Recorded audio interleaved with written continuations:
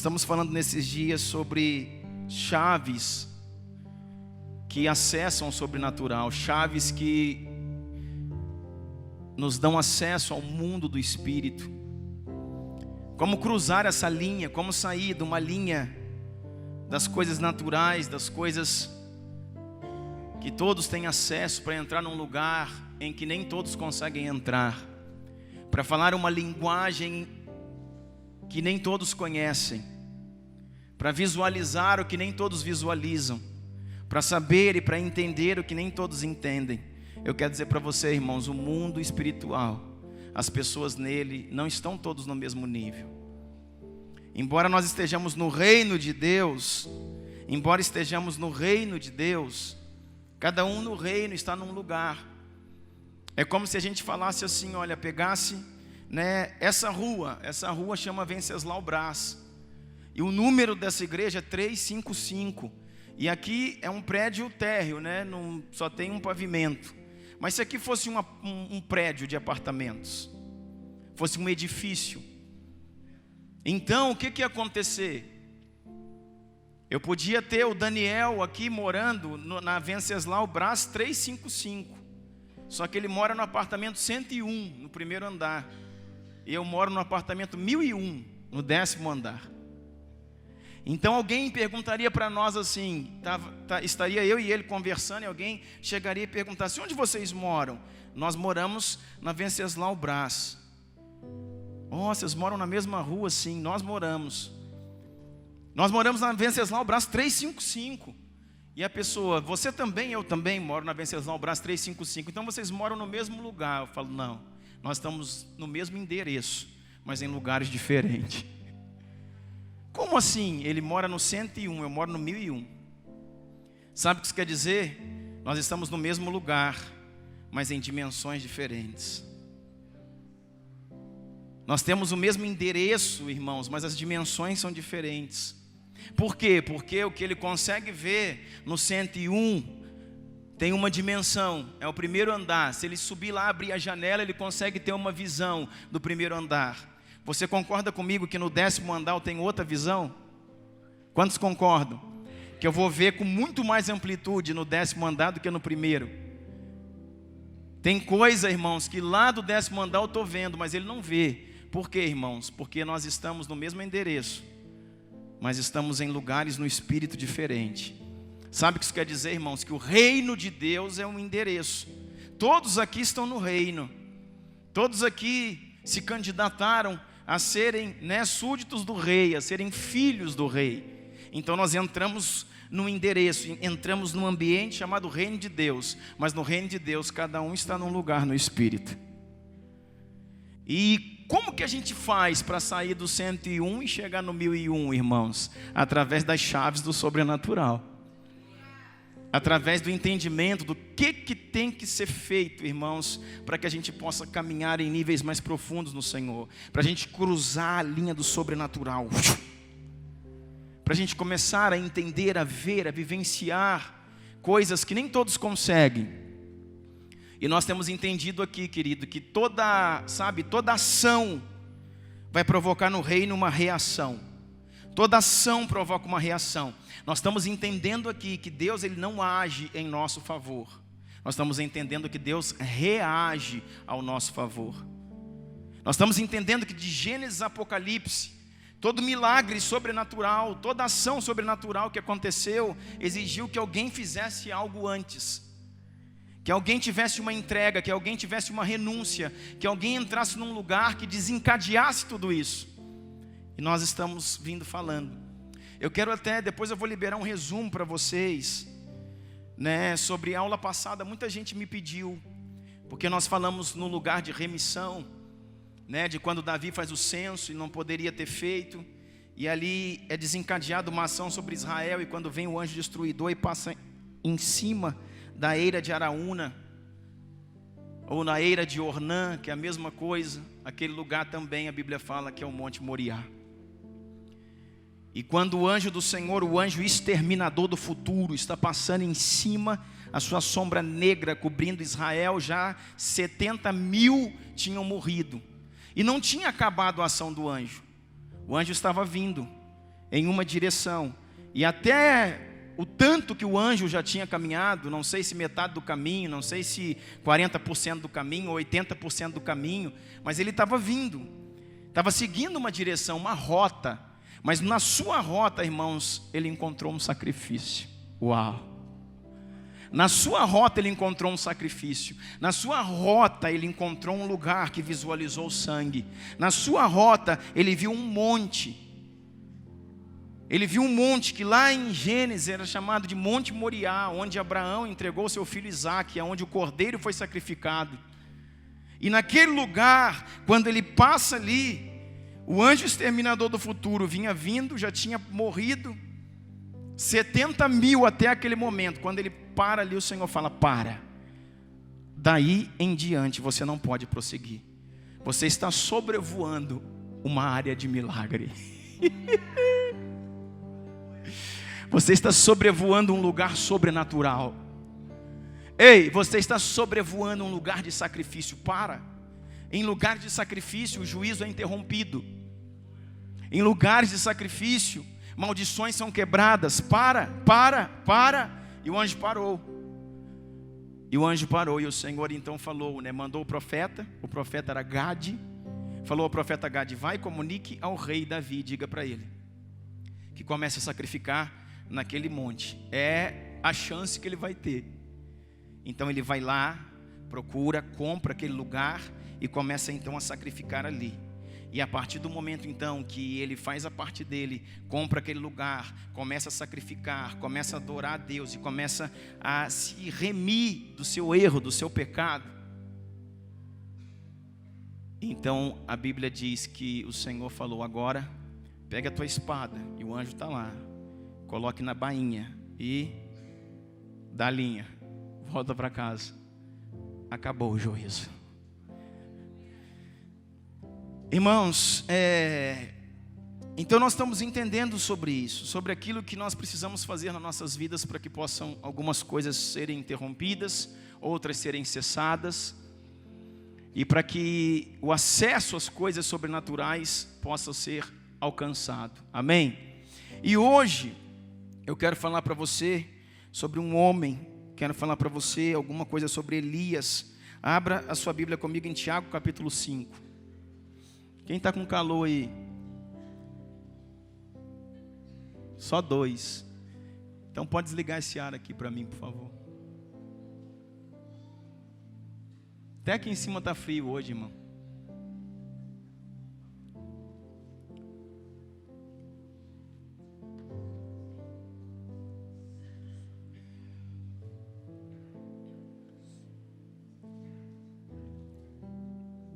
Tiago capítulo 5.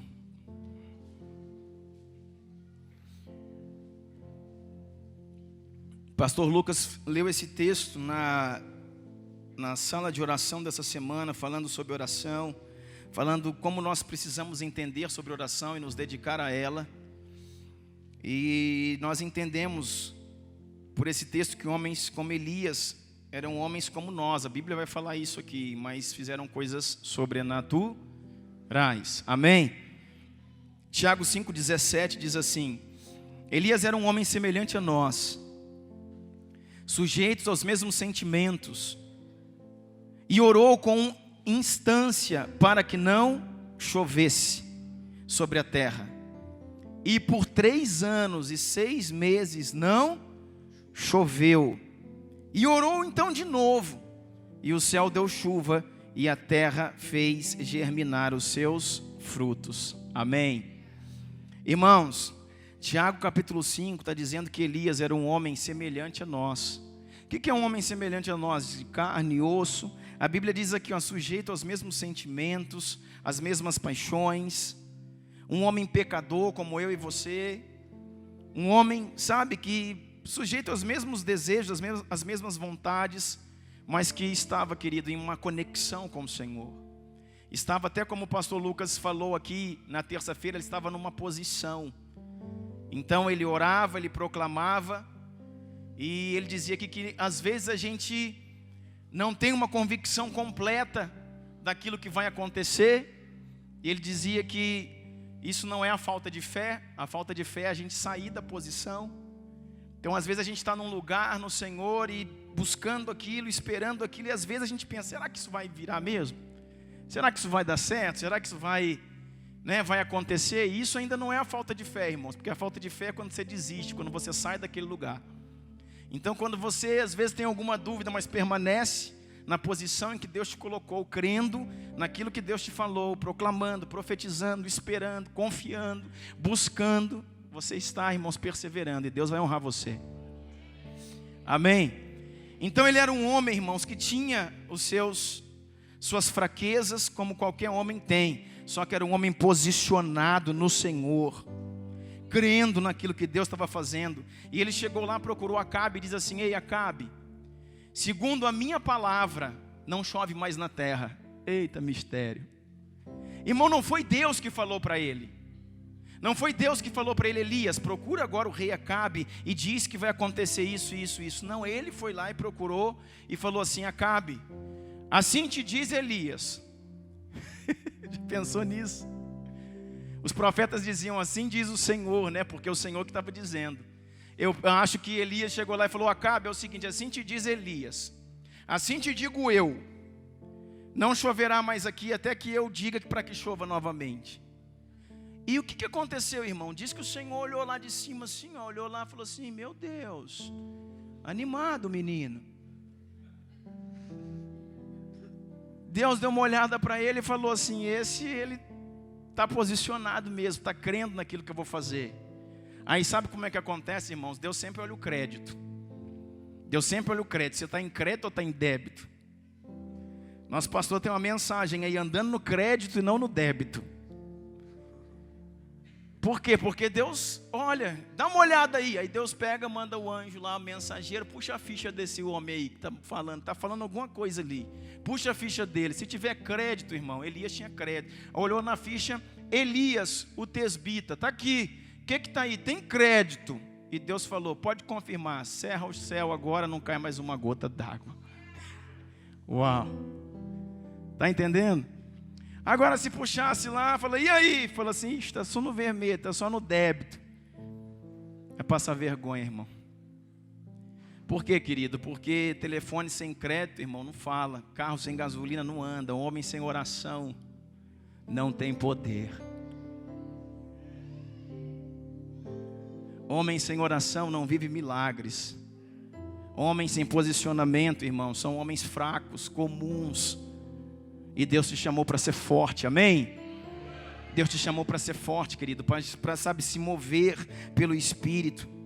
Então, diz aqui que parou de chover, não choveu. E não foi uma semana, não foi 2, não foi um mês, não foi um ano, 3 anos e meio.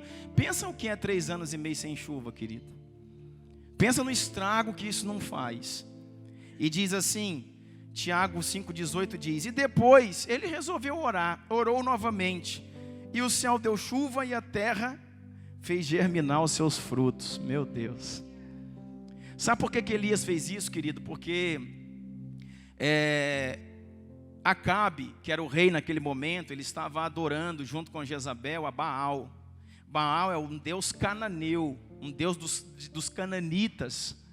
E Baal é uma das divindades, né? Um dos deuses da tempestade, né? Eles adoravam a Baal porque dizia que Baal era um deus cananeu da tempestade e da fertilidade. Era Baal que mandava chuva e era Baal que fazia a terra produzir. Então o Acabe, nosso amigo, rei de Israel, casou com Jezabel. Vou ler isso aqui para você. E eles começaram agora a rejeitar a Yahvé, o grande Deus, e a adorar os postes-ídolos de Baal. E aí Elias fala: você vai ver quem é que manda a chuva aqui. Você vai ver se esse Baal pode fazer alguma coisa aqui. Aí chega e se apresenta. E esse texto é tão forte de Tiago 5,17, porque nós estamos na nova aliança. Tiago está falando de algo que aconteceu há muitos anos e muitos anos atrás, lá na antiga aliança, no Velho Testamento. E Tiago está citando aqui, para quê? Para falar para mim e para você: ei, vai valer a pena. Para falar para mim e para você: é possível. para falar para mim e para você: olha, um homem lá atrás, um doido lá atrás, enfrentou o rei e falou: segundo a minha palavra eu declaro, não chove mais. E não choveu. E quando ele achou que tinha que chover, ele voltou lá e declarou, e a chuva caiu novamente. Você está entendendo isso? Isso é sobrenatural ou não? Irmão, sobrenatural é você ver os milagres de Deus que transformam vidas. O milagre de Deus que muda ambiente. Não adianta só você ver o sobrenatural. Uma pessoa entrou aqui dentro e ela era paralítica e ela começou a andar. Isso é sobrenatural? É. Mas é o sobrenatural completo. Se aquela pessoa que começou a andar, irmãos, ela também começou a andar não só no físico, mas a andar no sobrenatural, então é uma ação completa. Porque tem muitos homens que foram curados por Deus e foram para o inferno. Sabia? Tem muita gente nessa vida, irmão, que foi curado de câncer pelo Senhor, que foi curado de AIDS pelo Senhor. Tem gente que era paralítico, querido, e voltou a andar pelo Senhor e foi para o inferno. Porque não entendeu, querido, não entendeu a obra da salvação, não entendeu a ação do Espírito Santo. Então isso é o sobrenatural. Então nós precisamos entender, irmãos, que mais do que milagres, o sobrenatural se trata de milagres que geram vida, que geram restauração, que geram força. Amém? Abra sua Bíblia aí comigo em 1 Reis capítulo 16.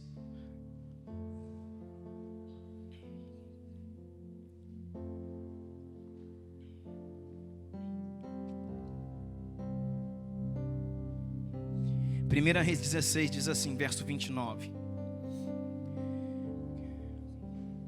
1 Reis 16, verso 29, vamos lá. No 38º ano do rei de Asa, rei de Judá, Acabe, filho de Onri, tornou-se rei de Israel. E reinou 22 anos sobre Israel em Samaria. Acabe, filho de Onri, fez o que o Senhor reprova mais do que qualquer outro antes dele. Meu Deus. Olha a figura, irmão. Olha a figura desse rei. Acabe, filho de Onri, fez o que o Senhor reprova mais do que qualquer outro rei antes dele. Ele não apenas achou que não tinha importância cometer os pecados de Jeroboão, filho de Nebate, mas também se casou com Jezabel, filha de Etibaal, rei dos Sidônios, e passou a prestar culto a Baal e a adorá-lo. Meu Deus. Então o que a Bíblia diz aqui? Que ele não apenas achou que não tinha importância cometer os pecados de Jeroboão, mas também se casou com Jezabel. Quem é Jezabel? Jezabel é filha de Etibaal, rei dos Sidônios, e passou a prestar culto a Baal e a adorá-lo. No templo de Baal, ele mesmo tinha construído em Samaria, Acabe ergueu um altar a Baal. Nós estamos falando do rei de Israel, irmão. Nós estamos falando do rei de Israel, do rei da nação santa, do povo escolhido, do rei dos hebreus. Por isso que eu estou te falando, às vezes a gente preocupa tanto, querido, com a política no Brasil. E tem que procurar, tem que preocupar mesmo. Mas, irmãos, tem que preocupar, não desesperar. Tem gente desesperada, e agora? E o Brasil, daqui a 2 anos, a 5 anos, o Brasil acabou, e faliu, e morreu, todo mundo. Calma, irmão, não é assim. Nós estamos falando aqui de uma nação. Qual que é a nação? Israel. É a nação do Senhor. E quem era o rei? O rei era o presidente da nação. E era, irmãos, um satanista nesse momento agora, que tirou Deus da sua adoração e colocou Baal. Só que, irmãos, Deus nunca perdeu o controle, Ele sempre está agindo.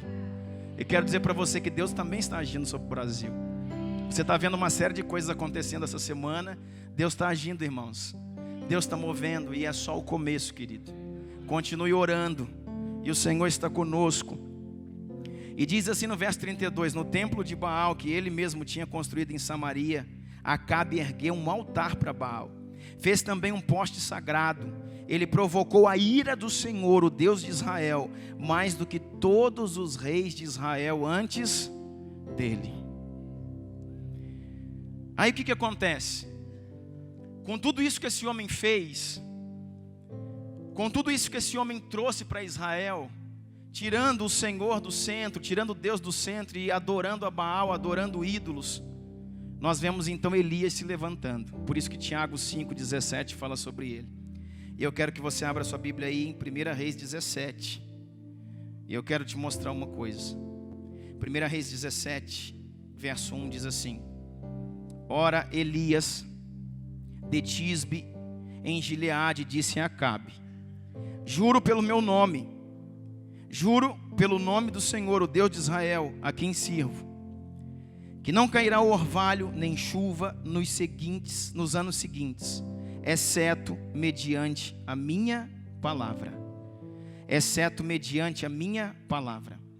Depois disso, a palavra do Senhor veio a Elias. Então ele foi lá e proclamou, profetizou, liberou a palavra e cascou fora. Aí o Senhor veio e falou para ele: olha, Elias, verso 3, sai daqui, vá para o leste e esconda-se perto do riacho de Querite, a leste do Jordão, e você beberá do riacho. Dei ordens aos corvos para alimentarem lá. Eita Deus. Ele fez o que o Senhor lhe tinha dito. Foi para o riacho de Querite, a leste do Jordão, e ficou lá. Os corvos lhe traziam pão e carne de manhã e de tarde, e ele bebia a água do riacho. Querido, olha aqui para mim.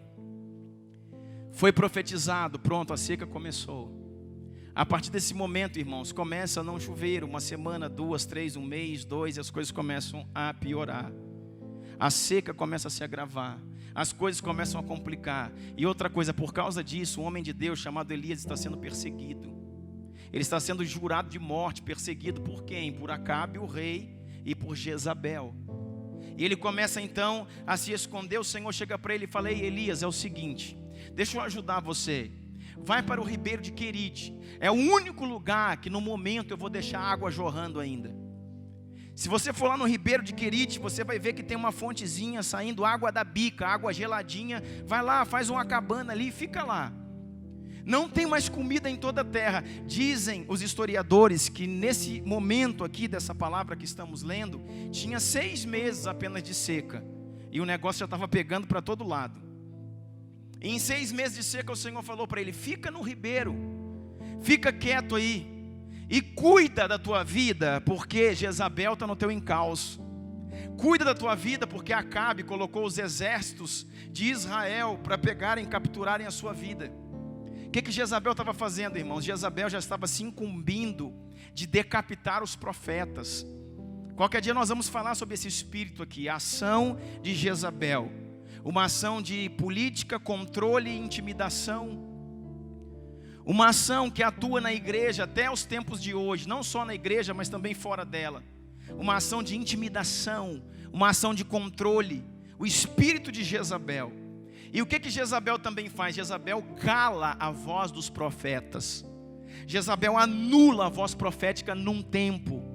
Jezabel anula a voz profética num ambiente. Jezabel anula a voz profética numa denominação. Aonde ela se estabelece, os profetas se calam. Por quê? Porque estão intimidados. Eles são proibidos de se manifestarem, são proibidos de falarem, são proibidos de se movimentarem. Por isso, irmãos, que Jezabel não tem lugar aqui. Eu estava falando para você no início desse culto: profetize, se mova, caminhe, declare, seja a igreja que o Senhor Jesus chamou você para ser, em nome de Jesus. Irmãos, vamos seguir a irmã ali, por favor, aplauda o Senhor, mostre que você está vivo. Aleluia, é para ti, Jesus. Receba, Senhor, é para ti. Toda honra e glória pertence a ti. Glória a Deus. Irmão, a voz profética estava sendo calada, e o Senhor fala para Elias: vai ficar quietinho lá. E como ele não podia nem sair para comer, o Senhor fala assim: eu sustento você. E ele mandava um corvo. O que é um corvo? É um pássaro. E o que o pássaro fazia? Levava para ele o alimento. Quando, irmãos? 2 vezes por dia, de manhã e de tarde. De manhã e de tarde. gente está tão com medo, muitas vezes, irmãos, da provisão, do que vai ser, do que não vai ser. Enquanto na Bíblia a gente vê os profetas do Senhor sendo sustentados até pelos corvos, irmãos. Você sabia, se você for estudar sobre corvo, você vai ver que corvo não é como um sabiá. Que corvo não é como um bem-te-vi, que só come coisas vegetais, que só come sementes. Um corvo, ele come carne. Um corvo é uma árvore de rapina. Um corvo é uma árvore carnívora, Mateus.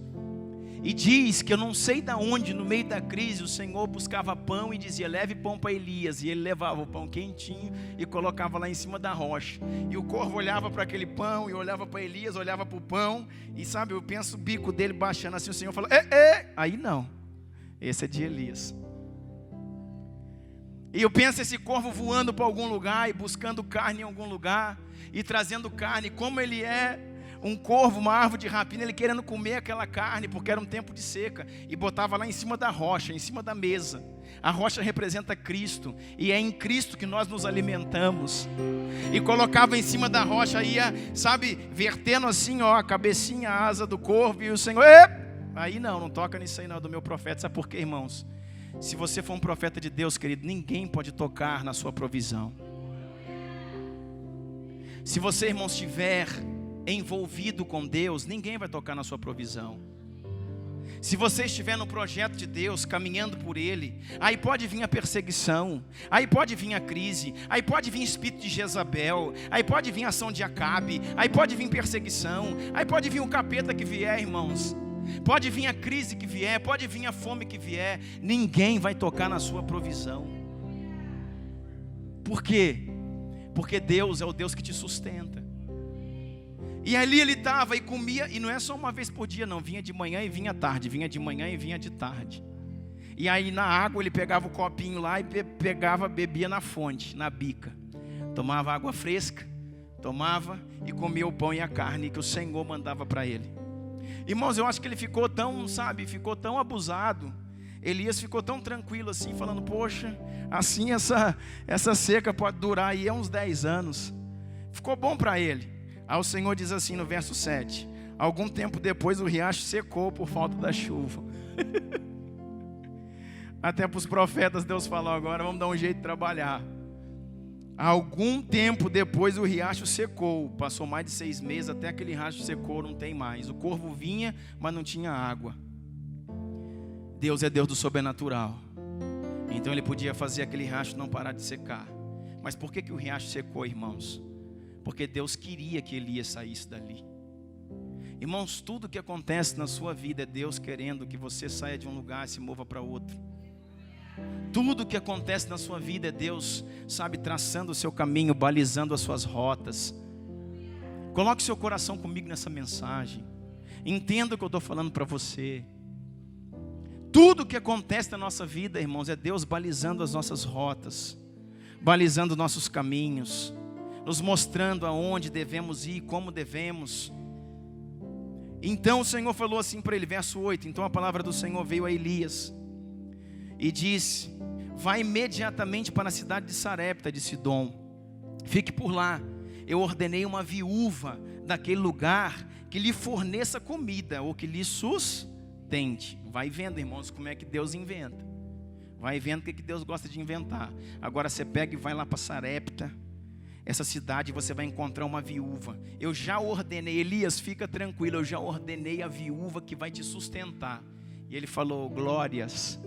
Então vamos junto. Verso 10 diz assim, ele foi. Quando chegou à porta da cidade, encontrou uma viúva que estava colhendo gravetos. Ele a chamou e perguntou, pode me trazer um pouco de água numa jarra para eu beber? Enquanto ela ia buscar a água, ele gritou, por favor, traga também um pedaço de pão. Mas ela respondeu, eu juro pelo nome do Senhor, eu juro pelo nome do Senhor, o teu Deus. Ou seja, já sabia quem era Elias. Amém? Elias, irmãos, era o profeta de Israel. Elias não era qualquer pessoa. Então aquela mulher, ele está chegando ali, ele está se deparando com aquela mulher pela primeira vez. Ele não conhecia aquela mulher, mas a mulher o conhecia. A mulher sabia quem era Elias. Elias era um homem conhecido e tinha essa, ação de Deus sobre ele. E ela diz assim: eu juro pelo nome do Senhor, o teu Deus, que não tenho nenhum pedaço de pão, só um punhado de farinha num jarro e um pouco de azeite numa botija. Estou colhendo uns 2 gravetos para levar para casa, preparar a última refeição para mim e para o meu filho, para que comamos e depois morramos. Para que comamos e depois morramos. Elias, porém, lhe disse: não tenha medo. Irmão, pensa Deus falando assim num baita de uma crise: olha, sai daqui, vai lá em tal lugar, eu já preparei tudo, está tudo pronto. Chega lá, você encontra uma pessoa ali, vai chegando de perto, assim, de lado. O Senhor falou: é essa aí mesmo, pode encostar aí, que é essa aí. É essa aí. Aí você olha assim, para a viúva e diz assim: pois é, eu vim aqui. E ele está pensando, Deus falou, que Deus falou, acontece. Ele não é homem para que minta, ele não é filho do homem para que se arrependa. Ele é Deus que fala e cumpre. Pois é, então, você pode me arrumar uma água? E ela falou: sim, profeta, eu posso arrumar. E ela está saindo, e quando ela virou as costas, ele: ei, por favor, traz para mim um pão também, que eu estou morrendo de fome. E ela falou assim: eu juro pelo nome do Senhor, pelo nome do teu Deus, que eu não tenho nada em casa, nada, a não ser um pouquinho de farinha e um pouquinho de azeite. E eu vim buscar uns gravetos secos, que isso tem bastante aqui por causa da seca, para fazer uma lenha lá, um fogo, e a gente fazer a última refeição. Eu e meu filho comeremos e morreremos. Uma sentença de morte estabelecida. Uma sentença de morte estabelecida. Você pensa, irmãos, que estava faltando comida para aquela mulher, tinha um dia? Alguém com um dia fala desse jeito: nós vamos comer e vamos morrer? Você acha que estava faltando comida para aquela mulher, para o seu filho, tinha 2, 3 dias? Irmãos, vários dias, talvez vários meses, sem comer, vendo o filho definhar, vendo o filho secar, vendo o filho emagrecer. Às vezes a gente fala essas coisas assim, não é um exagero, irmãos. A gente vê o filho da gente nesse tempo de viroses, de coisas. Você pega uma gripinha, um negócio, irmão, com 3 dias, com febre, diarreia, emagrece 2, 3 quilos. Fica com o olho fundo assim, fica branco, com 3, 4 dias passando mal. Pensa uma criança que não come, irmãos, há um mês direito, que não toma um copo de leite, que não tem água, que não tem carne para comer. Pensa uma mulher que chega assim e fala assim: olha, existe uma sentença declarada sobre nós. Nós estamos morrendo. Eu vou pegar o meu último bocado de farinha, o meu último bocado de azeite, vou fazer a minha última refeição para o meu filho. Eu não sei nem se vai dar para mim. Eu vou fazer e vou dar para ele. E depois ele vai comer, se sobrar eu também como. E depois nós morreremos. Por quê? Porque é a última. Quando acabar isso, não tenho esperança. Eu não tenho a quem recorrer. É isso que ela está dizendo. Eu não tenho ninguém da minha família que possa me suprir ou me remir. Eu não tenho remidores na minha família. Aqui a ação desse lugar agora, e aí não adianta, irmão, colocar a culpa no governo, na política. Ela está falando: a ação da nossa nação agora é Acabe, Jezabel. Aqui não vai vir nada de lugar nenhum. Nós vamos comer a nossa última refeição. E depois disso, eu sou viúva, não tenho marido. As mulheres não trabalhavam, não arrumavam emprego. O filho era menor de idade, não podia trabalhar para sustentar a mãe. Então as viúvas, irmãos, a lei do Senhor dizia que elas tinham que ser sustentadas pelo povo. Só que num governo ímpio, irmãos, na mão de Acabe, as leis do Senhor foram anuladas. Então o órfão, a viúva e o necessitado morre. Como em todos os lugares que um governo é injusto. Sabe o que está acontecendo? Ela está dizendo: olha, é nossa última esperança. Ela é nossa última esperança, na nossa última refeição, é isso aqui, nós vamos morrer. Aí o Elias fala assim: não temas. Aí ele começou a entender o que Deus estava fazendo. Falou: Deus me trouxe aqui porque na verdade, não é essa mulher que vai me sustentar. É a glória de Deus que vem com a minha vida que vai sustentá-la. É a glória de Deus, é o sobrenatural que está sobre mim, que eu carrego, que será capaz de sustentá-la. E se ela entender o que eu vou falar para ela agora, ela vai girar uma chave. E se ela girar essa chave, ela pode sustentar ela e também pode sustentar a mim. Elias é um profeta, irmãos, e a Bíblia diz assim, credes, acredites, crer é acreditar, creia no Senhor e você vai estar seguro, creia nos seus profetas e prosperareis. Elias chega e diz, não temas, e ele está entendendo a glória do Senhor que está sobre a minha vida, a unção, o poder de Deus que eu carrego. Eu vou agora ser um mediador na vida dessa mulher, eu sou agora uma chave do sobrenatural, que ela pode pegar ou não. Se ela entender o que eu estou falando, liberando, ensinando, ela libera uma ação sobre a vida dela. E aquilo que vem sobre a vida dela vai também tocar a minha. Agora nós vamos ter que trabalhar em conjunto aqui. É isso que ele está entendendo. Então diz assim, o verso 13, Elias porém lhe disse, não tenha medo, vá para casa, faça o que eu disse, mas primeiro faça um pequeno bolo como o que você tem e traga para mim. Elias porém disse, não tenha medo, vá para casa, faça o que disse, mas primeiro faça um pequeno bolo com o que você tem e traga para mim, depois faça algo para você e para o seu filho. Irmão, sabe o que ele está pedindo? A semente. Se ela fizesse algo para ele, irmãos, não teria nada para ela nem para o filho. Agora é o lugar, irmãos, que todos nós entramos. Todos nós vamos entrar num lugar desse na vida. Na hora de se decidir, ou eu acesso o sobrenatural, ou eu fico com a minha sentença estabelecida e declarada. Ou eu acesso o sobrenatural, ou eu fico pela razão, pela carne, pela cobiça, pela vaidade. Eu fico no meu lugar, pela falta de fé, pela falta de crer, eu fico no meu lugar, enraizado numa sentença.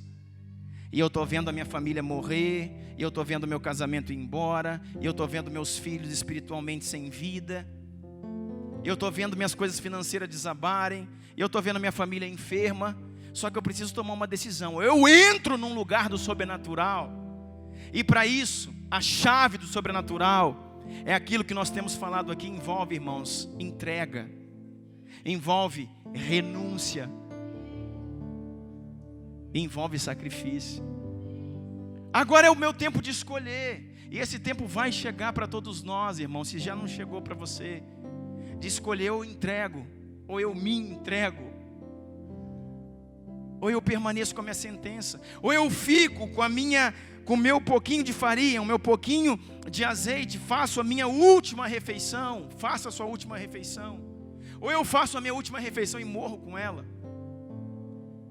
ou eu faço o que esse homem está falando, eu faço o que esse libertador está ensinando. Ele diz assim, vai lá, faça um bolo, você tem farinha e azeite, dá para fazer um bolo, faz o bolo e traz para mim. E diz a palavra do Senhor assim, vamos ver o que ela decidiu. Verso 14 diz assim, pois assim diz o Senhor Deus de Israel. Elias falou para ela, a farinha na sua vasilha não se acabará, e o azeite na sua botija não secará, até o dia que o Senhor fizer chover sobre a terra. Ele já liberou a promessa e disse, olha, vá e faça isso, pois se você assim fizer, a farinha da sua vasilha não se acabará, o azeite na sua botija não secará, até o dia em que o Senhor fizer chover sobre a terra. Ela foi, fez conforme Elias lhe dissera, e aconteceu que a comida durou muito tempo, para Elias e para a mulher e a sua família. Põe os olhos na palavra, entenda isso. Ela foi, fez conforme Elias lhe dissera, e aconteceu que a comida durou muito tempo para Elias, para a mulher e para a sua família. Verso 16, pois a farinha na vasilha não se acabou, e o azeite na botija não se secou, conforme a palavra do Senhor proferida por Elias. Agora, coloca os teus olhos nessa visão que eu consigo ter. Irmãos, num ambiente de crise, de fome, agora já passaram 6 meses, já passaram 1 ano, já estamos em 2 anos de seca sobre toda a terra. Coloca uma casa aqui, ó. A casa é um oásis, como se fosse um oásis no deserto. Coloque uma casa, irmãos, de fartura. Coloque uma casa de paz. Coloque uma casa de vida. Coloque uma casa onde a graça de Deus está estabelecida, no meio, irmãos, de um deserto total. No meio de morte, de seca, de crise, de doença, de enfermidade que estava sendo, que Israel estava sendo assolado naquele tempo. Sabe o que diz a Bíblia aqui também, que a gente lê, eu sei que você conhece esse texto, mas detalhes me chamam a atenção. Não foi só aquela mulher e o seu filho. Falou assim, agora Elias vem também para essa casa. Então já é a mulher, o filho e o Elias, o profeta. Porque o profeta vai ficar ali, irmãos, até a seca terminar. Ou seja, ele vai morar ali, querido.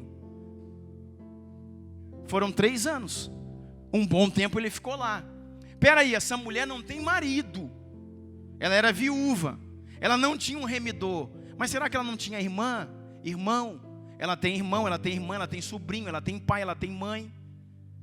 Se ela estava naquela condição, toda a família não tinha recurso nenhum, porque ela não tinha ninguém que pudesse remi-la. Então toda a família estaria morrendo também junto com ela. Ela seria mais uma ou menos uma que morreria, mais cedo ou mais tarde, porque a família dela não tem condição, não tem ninguém para remir. Agora o que o Senhor falou? Entra nessa casa, chama a tua família, chama as tuas irmãs, chama os teus irmãos, chama os sobrinhos, chama seu pai, chama sua mãe, traz todo mundo aqui para dentro, porque agora você, agora o seu filho, a sua família e o profeta estarão abençoados pela ação sobrenatural da tua obediência. Consegue ver um ambiente, irmãos, que abre uma janela assim e diz assim, olha, vai fazer um bolo, vamos fazer um bolo. Aí pega aquela botija assim, está lá o azeite, pega aquela vasilha de farinha, aí você vai tirando a farinha, vai tirando. É tanta gente que está naquela casa para comer, carinho. Então vai tirando a farinha, é quase seca, fica lá no fim assim, aí fecha a tampa. Pega a botija de azeite, está cheia a botija de azeite, vamos fazendo aqui, vamos fazendo bolo. Todo mundo vai comer, põe lá e já está lá no fim. Mas na hora da próxima refeição, quando chega lá, abre a vasilha, ela está cheia novamente. Abre a botija, o azeite está cheio novamente. Existe um poder de Deus, irmãos, uma ação do Senhor. Você consegue entender o que é caminhar num ambiente de milagre, irmão? E aí ela consegue ver Elias agora, consegue ver o filho que já está forte, corado, bonito, aquele que ia morrer. E consegue ver toda a sua família agregada num ambiente onde Deus estabeleceu. E você então abre a janela, e ela abre a janela da casa dela e só vê morte. Abre a janela, abre a porta da casa dela e só vê crise do lado de fora. Por quê? Porque a ação sobre Israel era essa, uma ação de juízo, seca. Como estão os campos, Natan? Tudo amarelo, tudo amarelo, tudo seco. Os rios secaram. Cadê as vacas, o gado? Está tudo morto, está num ambiente, irmãos, de morte. É o mesmo ambiente que quando Elias chegou e conversou com ela, ei, pega lá o teu azeite, a tua farinha e faz um bolo e traga para mim. E ela falou assim, olha, ficou pensando até obedecer e diz assim, nós íamos fazer nossa última refeição e íamos morrer. Por quê? Porque esse era um ambiente de morte. Eu quero dizer para você, irmãos, que aquele ambiente de morte sobre Israel não foi revogado naquele tempo, mas sobre a vida daquela mulher, do profeta e de toda a sua família foi revogada. Porque Deus é um Deus de família. A ação não era só para ela, era para sua família. E agora ela tem na sua casa proteção, cobertura, paz. Ela tem recurso que possa durar até o tempo em que voltasse a chover novamente. E ali eles ficaram protegidos. Sabe, eu penso que às vezes são ambientes como esse, irmãos, que Deus está inserindo alguns homens. No momento que você vai ver pessoas, a Bíblia diz assim, ó, caiam 1000 ao meu lado, 10.000 à minha direita, mas eu não serei atingido. É no momento em que você vê, irmãos, os filhos do Brasil, é o momento que você vê as famílias do Brasil ruindo, mas a sua casa está forte. É o momento que você vê, irmãos, filhos e filhos indo para as drogas, filhos e filhos indo para o homossexualismo, filhos e filhos indo para a marginalidade, mas sua casa, irmãos, está alinhada aos pés do Senhor. É o momento que você vê finanças quebrando para todo lado, e você chega, irmãos, até ver, e sabe, às vezes até se comprometer de alguma forma com isso, mas sabe que a mão poderosa do Senhor está sobre ti, e sabe que Deus tem cuidado de você, e sabe, irmãos, e sabe que Ele cuida como pai. Por quê? Porque você está num ambiente de guarda. Por que você está num ambiente de guarda, irmãos? Porque entrou, acessou o sobrenatural. Nós precisamos entender sobre isso nesses dias, sobre aquilo que nós precisamos fazer. Mas por que essa mulher entrou nesse lugar, irmãos? Porque no momento de decidir, ela decidiu corretamente. Ela não foi livre, irmãos, por uma oração somente. Ela não livrou o seu filho da morte por um bom pensamento, porque sentiu no seu coração. Estava sobre ela, irmãos, uma sentença declarada de juízo e morte. E o Senhor agora apresenta, irmãos, algo para que pudesse destruir a sentença que pairava sobre a sua família. E ela precisava entender: ou eu faço ou eu não faço, eu pego ou não pego, eu vou ou não vou. E era aquele momento de decidir. E ela decide, irmãos, acessar a chave do sobrenatural e liberar milagres sobre a vida dela, sobre a casa dela, sobre os filhos dela. Amém. Eu quero ainda mostrar um outro caso para você aqui. Vamos continuar nesse mesmo texto. Abre para mim em 1 Reis capítulo 18. 1 Reis capítulo 18.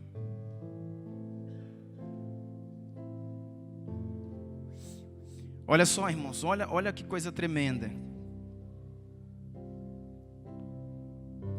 1 Reis 18 diz assim: depois de um longo tempo, no 3º ano de seca, olha aí, a palavra do Senhor veio a Elias: vá e apresente-se a Acabe, pois enviarei chuva sobre a terra.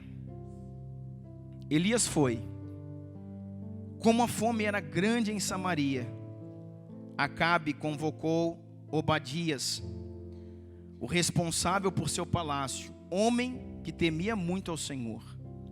Jezabel estava exterminando os profetas do Senhor. Jezabel estava exterminando os profetas do Senhor. Por isso Obadias reuniu 100 profetas e os escondeu em 2 cavernas, 50 em cada uma, e lhe forneceu comida e água. Para por aqui. Escuta o que eu vou falar para você. Num tempo de seca, além da seca, do juízo, de uma ação terrível sobre aquele povo, você tinha uma ação espiritual de Jezabel. Não era só uma ação física, não era só uma ação nos meios de provisão, era uma ação no espírito. Aonde um altar a Baal, a um demônio foi levantado, e os altares de Yahvé, os altares do Deus de Israel estavam profanados e derrubados. Os profetas que resistiam, Jezabel mandava decapitar, arranca a cabeça desse homem.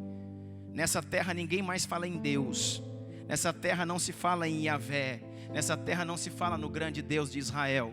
Aqui agora é Baal que domina, Baal que governa. Ela já está sofrendo com isso porque ela está sendo envergonhada, porque Baal é o Deus cananeu da tempestade. É Baal que para os cananeus mandam chuva. E cadê o Baal? Porque não chove mais? Porque realmente o Rei dos Reis e o Senhor dos Senhores cerrou os céus.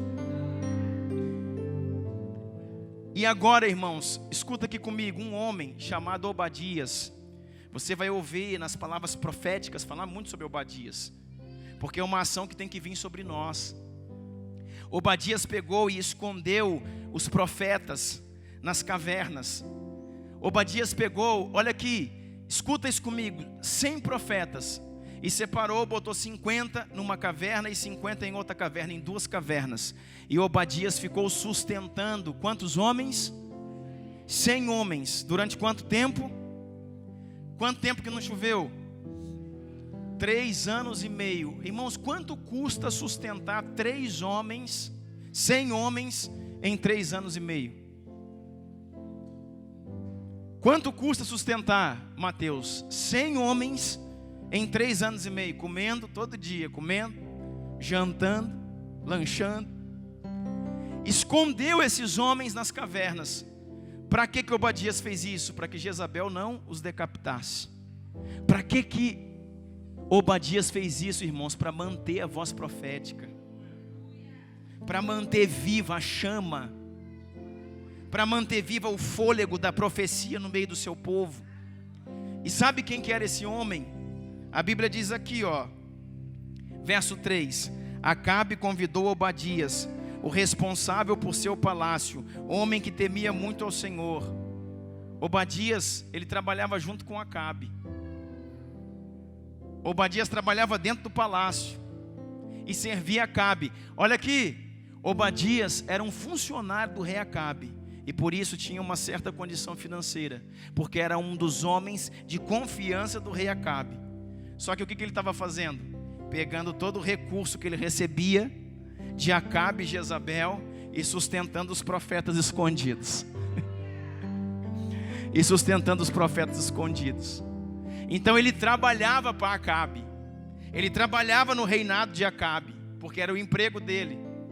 Só que ele pegava o recurso que ele recebia e investia nos profetas escondidos. 2 cavernas, 50 homens em cada uma, 3 anos, para que Jezabel não os encontrasse e não cessasse a voz profética no meio do povo. Deus nesse tempo, irmãos, está levantando Obadias. Deus nesse tempo está levantando homens que estão, irmãos, se dedicando a proteger a voz profética, se dedicando a proteger a ação do Espírito na igreja, se dedicando a quebrar toda a ação da religiosidade, toda a ação desse espírito que embriagou os nazireus e calou os profetas. Essa ação que vem contra isso é a ação de Obadias, de homens que arriscaram a sua vida e deram todo o seu recurso para proteger, irmãos, a unção, para proteger o mover do Senhor.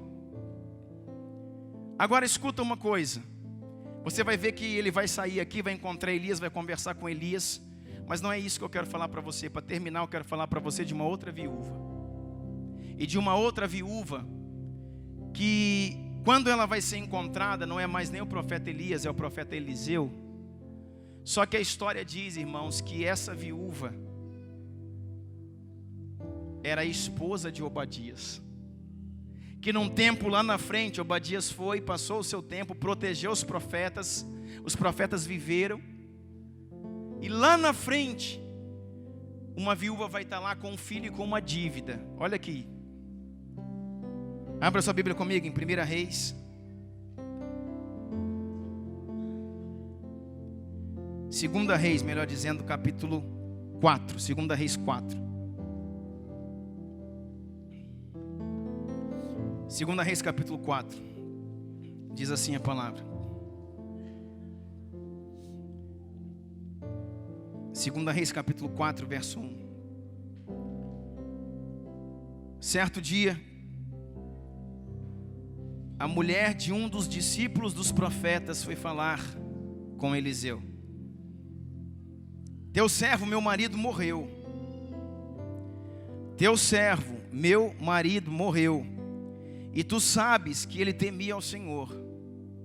Mas agora veio um credor que está querendo levar os meus 2 filhos como escravos. Você lembra que quando nós falamos sobre redenção e falamos na escola sobre dízimos, que quando você devia alguém, não tinha como pagar, como que acontecia? Vinha e levava a pessoa como escravo.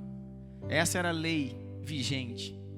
Então diz que o marido dessa mulher morreu e deixou uma dívida. E o que aconteceu? Veio o credor para poder tomar os filhos como escravos. Teu servo, meu marido, morreu, e tu sabes que ele temia ao Senhor, mas agora veio um credor que está querendo levar os meus 2 filhos como escravos. Irmãos, o pai protegeu uma geração, e você está vendo aqui o inferno querendo tomar a geração dele, o inferno querendo tomar os filhos dele.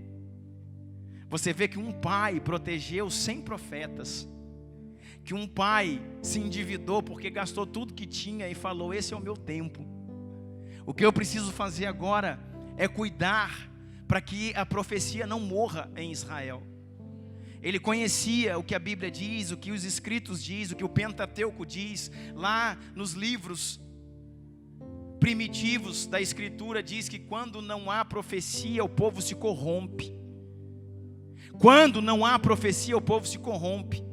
Sabe o que Obadias entendia? Se já está tudo danado, tudo complicado, se nós temos um rei que profanou a Deus, e nós temos um rei que casou com Jezabel, rainha dos Sidônios, se a voz profética acaba nessa nação, morre tudo, irmãos, termina tudo junto. E é essa a nossa preocupação hoje no Brasil. Com tudo isso que nós estamos vivendo, queridos, se a voz profética acabar, se calar, apagar, nós estamos realmente fritos. Então o que Obadias entendeu? Eu preciso proteger a voz profética. E agora a gente vê lá na frente o que está acontecendo aqui. A ação do inferno, irmãos, querendo tocar na sua geração, nos seus filhos, tomar os seus filhos como escravo. Verso 2 diz assim: Eliseu perguntou: como posso ajudá-la? Diga-me o que você tem na sua casa. Ela respondeu: tua serva não tem nada, além de uma vasilha de azeite. Agora eu preciso da sua atenção, irmãos. Eu preciso da sua atenção. Nós vamos acabar nesse texto, mas eu preciso da sua atenção. Olha o que está dizendo. Eliseu perguntou: como posso ajudá-la? Aí você vê que não tem resposta, porque ele pergunta e ele mesmo continua falando. Vamos entender a Bíblia? Eliseu pergunta: como posso ajudá-la? Por quê, irmãos? Porque Deus está provocando em nós o milagre. Quando você pede alguma coisa a Deus, Deus te faz uma pergunta. Não é, ai Deus, irmão, Deus não se move pelo seu choro. Deus não se move pelas suas lágrimas. Deus não se move pela sua cara de coitado. E não é o pastor Douglas que fala isso, irmãos, é a Bíblia. Deus não se move pelo seu sofrimento, ai Deus. Deus se move pelo seu posicionamento. Enquanto você só sofre, você sofre. Enquanto você sofre. Porque se todo mundo que sofresse, Deus viesse para abençoar, o Brasil estava diferente. Porque Deus não se move no seu sofrimento. Deus não se move na sua lágrima, na sua lamúria. Deus não se move na síndrome de coitado que alguns da igreja têm. Deus se move no seu posicionamento. Enquanto você não se colocar num lugar nele e falar: Deus, eu me arrependo, Deus, eu me humilho, Deus, eu preciso de ti, Deus, eu te busco de dia e de noite, as coisas não vão mudar, irmão. Não vão mudar. Porque Deus quer, irmãos, não é em nós uma estampa de coitado. Deus quer em nós uma posição de guerreiro, de alguém que fala: Deus, eu cheguei nesse tempo mesmo, nessa posição, eu cheguei nesse lugar e está tudo danado, mas eu confio em ti, me ajuda, vem em meu favor, cuida de mim. Nós precisamos entrar aqui. Aí ela pergunta assim, ó, Eliseu perguntou-lhe: como posso ajudá-la? Ela não falou nada. Quando você vem a Deus, irmãos, pedir alguma coisa, Deus vai fazer uma outra pergunta para você. Esteja pronto a responder. Já pensou quando você fala assim: Deus, me ajuda? E o Senhor vai falar: como posso ajudá-lo? Aí se você não responde nada, a Bíblia diz que ele mesmo, Eliseu, falou assim: diga-me o que você tem em casa. Olha só, irmãos, vai entendendo. Porque Deus não age, irmãos, Deus reage às suas ações. Como que você começa fazendo alguma coisa com aquilo que você tem? Por isso, irmãos, que se você não apresenta nada para Deus, Deus não age nada em seu favor. Perguntou para ela: o que você tem? Aí olha a resposta, ela falou: tua serva não tem nada. Tua serva não tem nada. Eu acho que nesse momento Eliseu coçou a cabeça e falou: então é nada mesmo que você vai ter. É no nada que você vai morrer. Ou é no nada que seus filhos vão embora. Tua serva não tem nada além de uma vasilha de azeite. Aí ele falou: ah não, então você tem uma vasilha de azeite. Basta para o que Deus quer fazer. Nós precisamos, irmãos, nós precisamos oferecer ao Senhor aquilo que nós temos.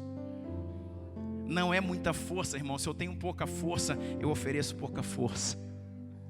Se eu tenho pouca vida, eu ofereço pouca vida. Se eu tenho pouco tempo, eu ofereço pouco tempo. Deus, eu não tenho muito tempo, mas o tempo que eu tenho eu vou dedicar ao Senhor. Mas você tem um tempo.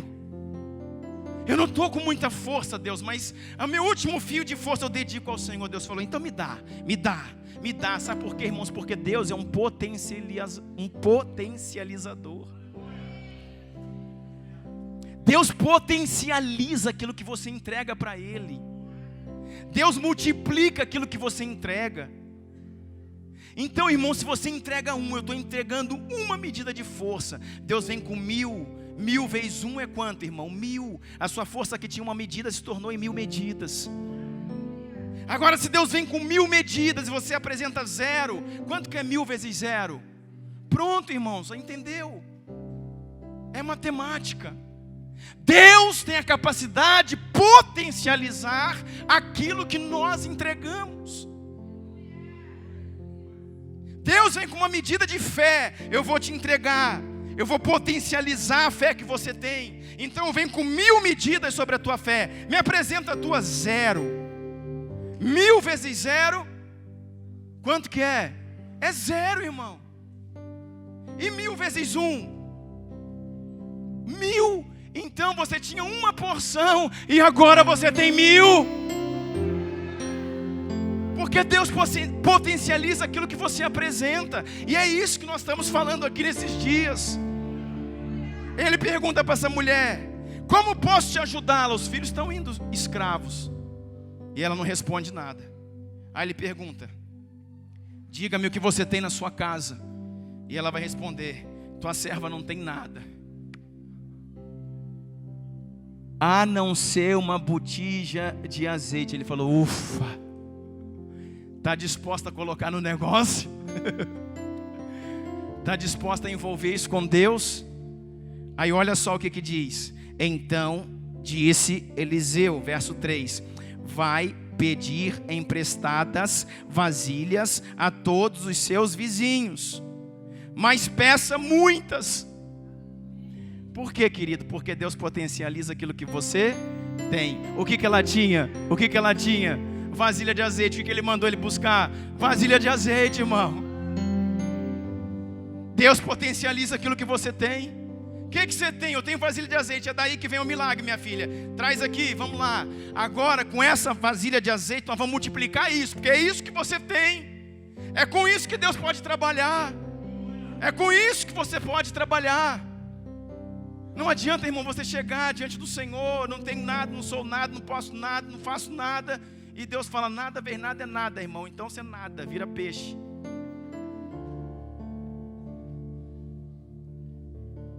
Nós precisamos entregar algo ao Senhor. Deus potencializa o que você tem. Então, pastor Bruno, o que você tem? Uma vasilha. Então vai lá e busca mais. Mas busca muita. E se eu fosse ela, irmão, eu tinha pegado, era tudo que tinha em Israel. E ele ainda falou, deu a dica: mas pega e não poucas. Não vai em 3, 4 casas aqui não. Pega vasilhas, mas pega para valer. Porque o Deus que eu conheço, o Deus que eu sirvo é Deus de coisa grande. Ele vai fazer sobrenatural. Ele vai fazer coisa forte. Pega muitas vasilhas. Aí ela pegou os filhos, que a Bíblia fala que não era só um, era mais de um. Que não fala quanto que é, 2, né? 2 filhos. Pegou os 2 filhos e falou: ó, molecada, vocês arrumam a vasilha. E agora arruma para valer. Vocês catam vasilha aí, nesse todo lugar que tiver, vocês arrumam uma vasilha. E ele foi buscando vasilha. Foi buscando vasilha. O que diz aí? Verso 3, verso 4. Depois, entra em sua casa com seus filhos e fecha a tua porta. Derrama daquele azeite em cada vasilha e vá separando as que você for enchendo. Ou seja, irmão, você vai pegar uma vasilha só que você tem e você vai encher todas as outras que você conseguir encontrar com uma única vasilha de azeite. Uau! Será que isso é sobrenatural, irmão? Se tiver 100, vai ser 100.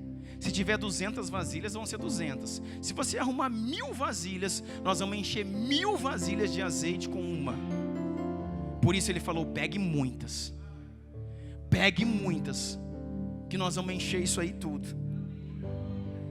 Aí diz assim: depois disso ela foi embora, fechou-se em casa com seus filhos e começou a encher as vasilhas que eles traziam.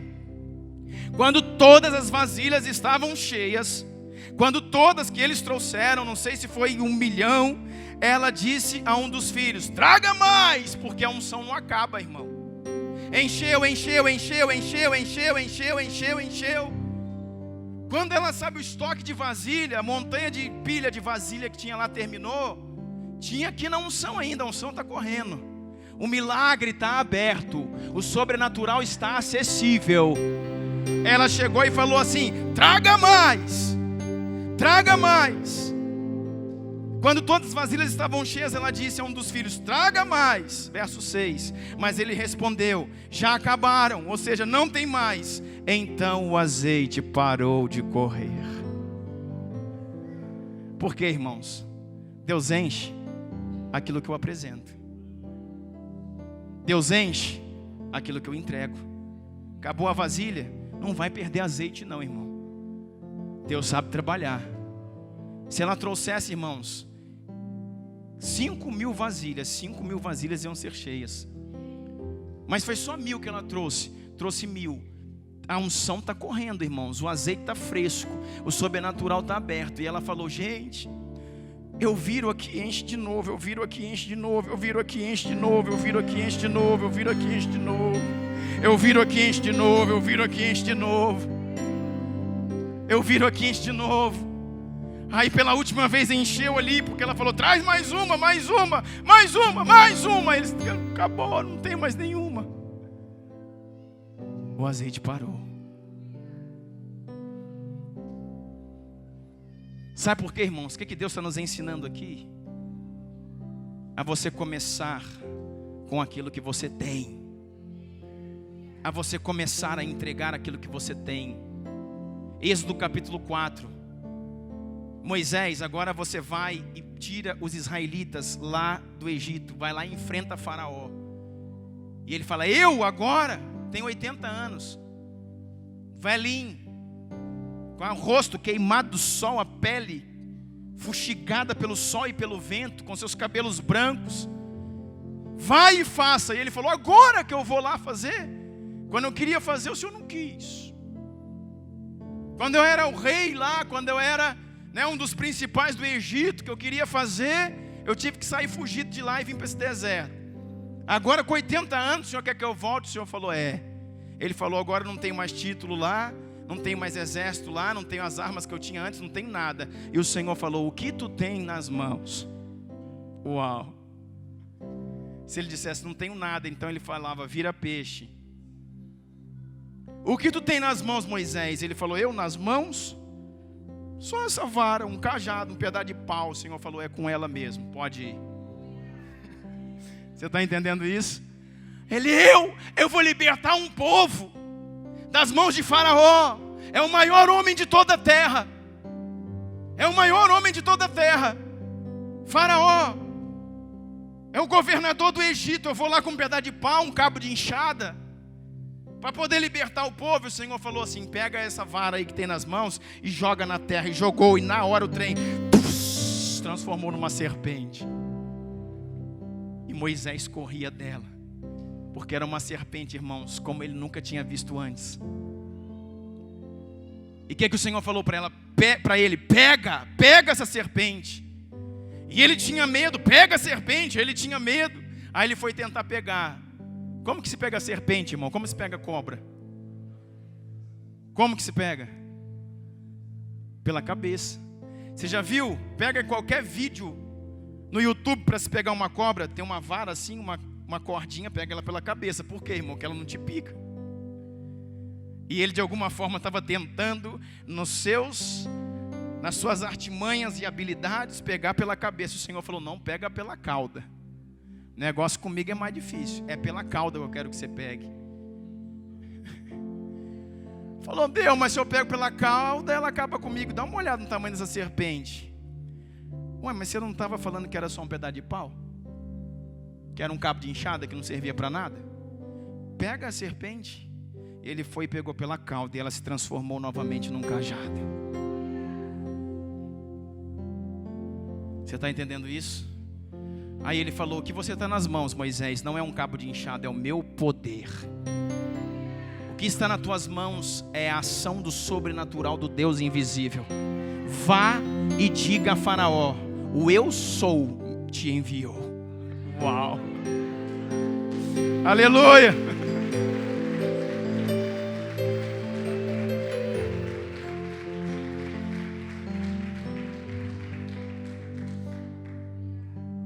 Então, irmãos, quando a mulher deixou de apresentar as vasilhas, a unção parou de correr. E diz assim o verso 7: ela foi e contou tudo ao homem de Deus, que lhe disse: vá, venda agora o azeite,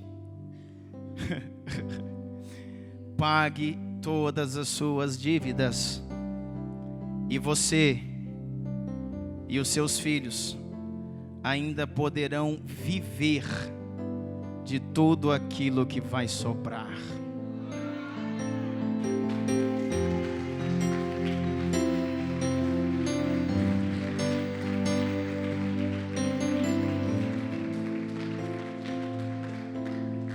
Sabe o que o Senhor está dizendo?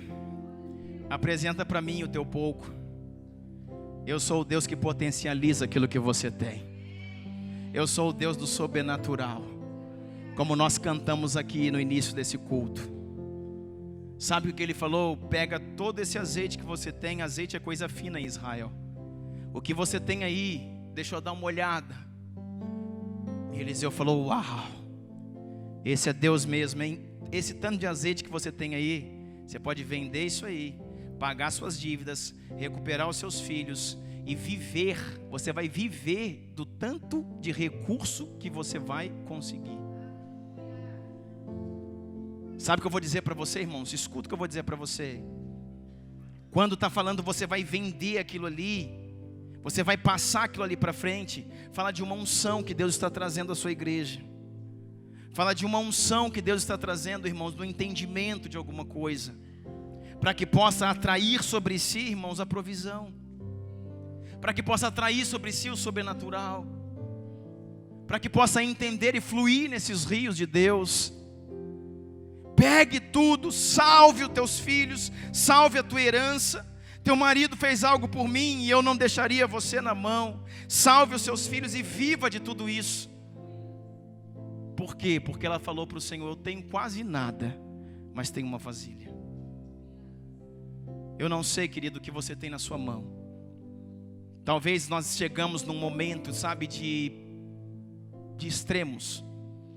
E existe em nós pouca força, pouco ânimo, pouco tempo, pouca fé, pouca coragem, pouca vontade. Mas o Senhor diz: se você estiver disposto a dar para mim isso que você tem aí, eu vou dobrar, multiplicar a sua medida.